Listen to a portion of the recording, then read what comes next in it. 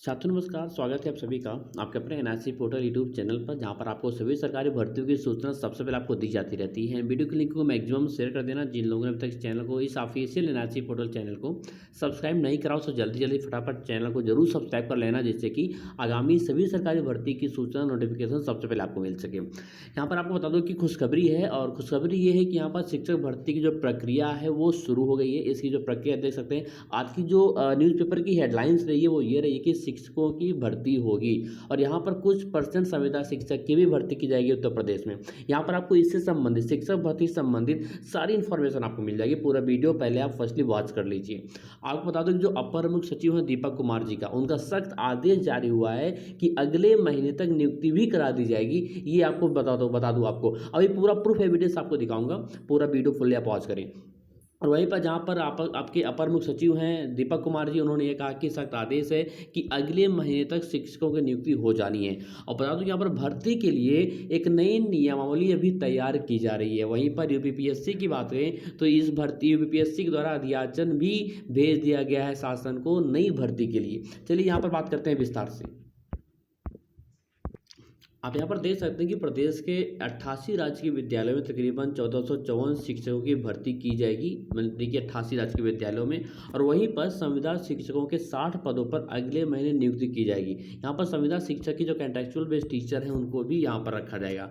आपको बता दूँ कि प्रदेश के 88 राज्य विद्यालयों में कुल 1454 शिक्षक और 163 गैर शिक्षक पदों पर भर्ती होगी। और प्रदेश में बने 75 राजकीय इंटर कॉलेज तथा 13 राजकीय हाई स्कूल के लिए शिक्षक और शिक्षणेतर कर्मचारियों के लिए पदों की संख्या जारी कर दी है। इस संबंध में अपर मुख्य सचिव दीपक कुमार ने आदेश भी जारी किया है, जहां पर शिक्षक के पदों पर भर्ती की जो प्रक्रिया है वो क्या होगी, और वहीं पर इसके साथ ही साथ जो है इस पर जल्दी निर्णय होगा। जबकि शिक्षणेतर कर्मचारियों के पद आउटसोर्सिंग के माध्यम से भरे जाएंगे। आउटसोर्सिंग के माध्यम से आप सभी जानते हैं कि वो संविदा बेस्ड होगा। एंड 75 नए राजकीय इंटर कॉलेज में प्रधानाचार्य के 75, प्रवक्ता के 750, सहायक अध्यापक यानी कि असिस्टेंट टीचर के 525 और कनिष्ठ सहायक के 150 पद होंगे। और वहीं राजकीय हाई स्कूल में प्रधानाध्यापक के 13, सहायक अध्यापक के 91 और कनिष्ठ सहायक के 13 पदों पर यहाँ पर भर्तियां होनी है। अब यहाँ पर जो संविदा की भर्ती है वो कैसे हुई जरा ये देख लेते हैं।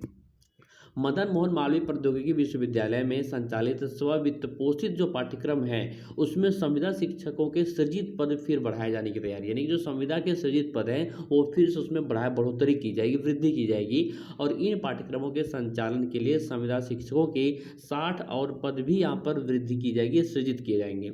इसका एजेंडा तैयार किया जा रहा है, और इन नियुक्तियों का जो प्रस्ताव है वो 1 जुलाई को होने वाली वित्त समिति और प्रबंध बोर्ड की बैठक में रखा जाएगा। ठीक है। और इसके बाद यहाँ पर बता दूं कि पुस्तकालय अध्यक्ष के 110 पदों पर भर्तियां होनी है, जहां पर जिसका जो अध्याचन है वो उच्च शिक्षा निदेशालय ने यूपीपीएससी को पदों का जो अध्याचन है भेज दिया है। और स्वास्थ्य विभाग को मिलेंगे 21 पैथोलॉजिस्ट। लेकिन यहाँ पर भर्ती के लिए तैयार हो रही है नई नियमावली। स्क्रीनिंग परीक्षा की यहाँ पर महत्वपूर्ण यानी कि प्रमुख भूमिका होगी। यानी कि जो पुस्तकालय अध्यक्ष है उनकी यहाँ पर भर्ती का जो विज्ञापन है वो आपको जल्द ही देखने को मिल सकता है, जहाँ पर 110 कुल रिक्त पदों की संख्या होगी। और इसका जो उच्च शिक्षा निदेशालय है उनकी ओर से रिक्त पदों का अध्याचन उत्तर प्रदेश लोक सेवा आयोग यानी कि यूपीपीएससी को भेज चुका है।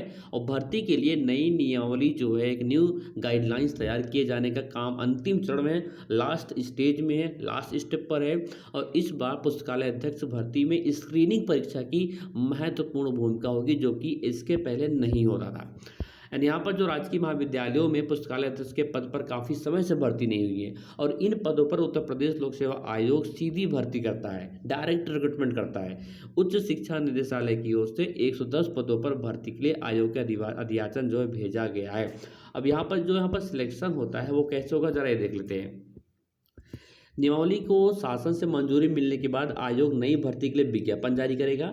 और इस बार पुस्तकालय अध्यक्ष भर्ती में स्क्रीनिंग परीक्षा की महत्वपूर्ण भूमिका होगी। जैसे कि दरअसल आयोग अब तक सीधी भर्ती में केवल इंटरव्यू यानी कि साक्षात्कार के माध्यम से यहाँ पर चयन करता था, सिलेक्शन करता था, और इंटरव्यू में मिले अंकों के आधार पर अभ्यर्थियों का चयन करता था। और स्क्रीनिंग परीक्षा अभ्यर्थियों की छंटनी के लिए होती थी। लेकिन स्क्रीनिंग परीक्षा में मिले अंकों की अभ्यर्थियों के चयन अभ्यर्थियों के चयन में जो है कोई महत्व नहीं होता था, लेकिन इस बार ऐसा नहीं होगा। इस बार जो स्क्रीनिंग यहाँ पर परीक्षा है, इसकी प्रमुख भूमिका होगी, क्योंकि आयोग ने बीते दिनों में निर्णय ले लिया है कि अब सीधी भर्ती में स्क्रीनिंग परीक्षा के 75% यानी कि 75% अंकों और इंटरव्यू के केवल 25% अंकों को मिलाकर मेरिट तैयार की जाएगी। जबकि इसके पहले क्या होता था कि जो इंटरव्यू होता था उसी के आधार पर सिलेक्शन कर लिया जाता था, यानी कि मेरिट को बना के। लेकिन अब जब स्क्रीनिंग है, आपको वहाँ से 75% अंक जोड़े जाएंगे और इंटरव्यू के 25% आपके अंक जोड़कर मेरिट एक तैयार की जाएगी, उसके आधार पर सिलेक्शन होगा और या उसी के आधार पर जो है चयन परिणाम जारी किया जाएगा।